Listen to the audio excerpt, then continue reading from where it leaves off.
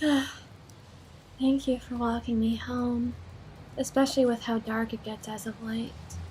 It makes me so sleepy. Like I could just curl up anywhere at any time and just drift away to my own private dreamland. Though, I guess that kind of sounds like a safety concern to you. Anyways, I still appreciate what you do, and I hope you have a safe journey home too. Good night. Huh? Did I miss something? I kissed you. Uh-huh. Isn't that something people do when they're dating? You're always so polite and cordial with me that I figure that it only makes sense for me to make the first move and set the limits that I want in this relationship. And I, in turn, want to let you know that no matter what you do, it's fine. Because I love you and trust that you would never hurt me. And on the off chance that you did, we could talk about it. Remember, the most fundamental building block to a relationship is communication. mm. Huh? We're not dating? Really? Are you sure? Huh. That's kinda odd. I figured that you must have said something at some point and I was just too sleepy to remember it. I mean, I felt bad about being too sleepy to remember it, but I wasn't about to put a damper on your courage all because of my undiagnosed sleeping disorders, so I suppose that's a relief. But still, are you sure we aren't dating? Really? Hmm. Oh, how long?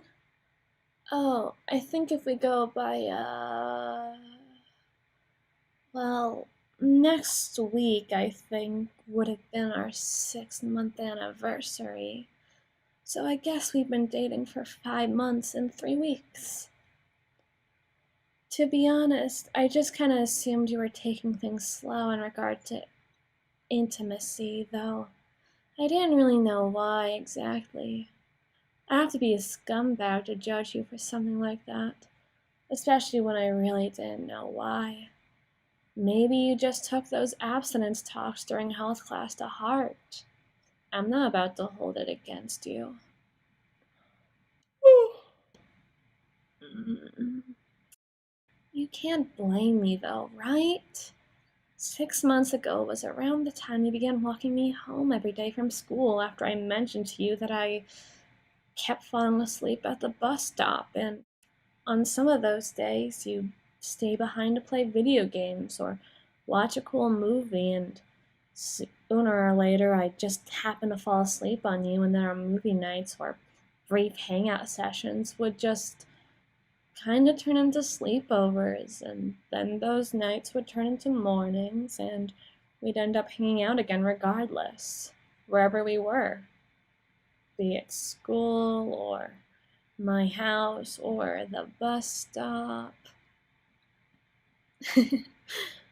Remember that one time I tried to walk you home and you tried to show me all your cool stuff and I just fell asleep in your bed?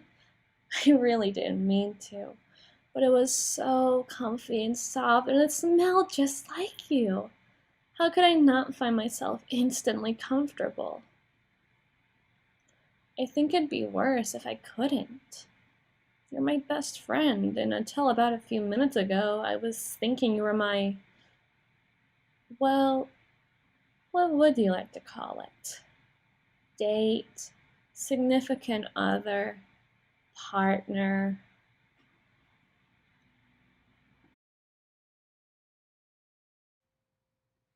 Personally, I like Pillow Princess because you're soft and nice like a pillow and great for napping on. Oh, and you got the polite but kind of fussy attitude, like a princess would. Therefore, you're a pillow princess. You're my pillow princess, if anything. Huh? What's wrong? You have some things to explain to me? I think we both have some things we need to talk about, no matter what kind of relationship we have, or even if we have a relationship at all. Communication is key. Hmm. Well, yeah. I don't know if you'd still want to be friends with me after hearing something like that. I mean, imagine if you had a friend who just assumed that you were in love with them all this time. How presumptuous can you get?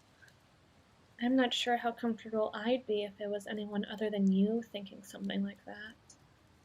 But I just don't know if I'm really that kind of person for you. If I'm not, it's okay. I'm fine with all of this being a particularly nice dream of mine, or even if you want to leave me alone forever now. It would make me particularly sad, don't get me wrong, but isn't love really about putting your loved one's feelings above your own?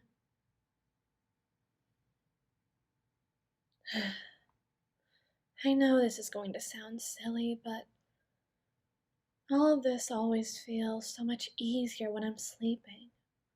It just feels so much easier to drift through life like I'm simply operating under a waking dream, like I'm bobbing on the surface of a calming ocean. I like living like that. It sounds like I'm living my life in a state of dazed confusion, but it's kind of nice to be quiet like that when the rest of the world tends to be so loud. It's a world that forces you to be awake for everything.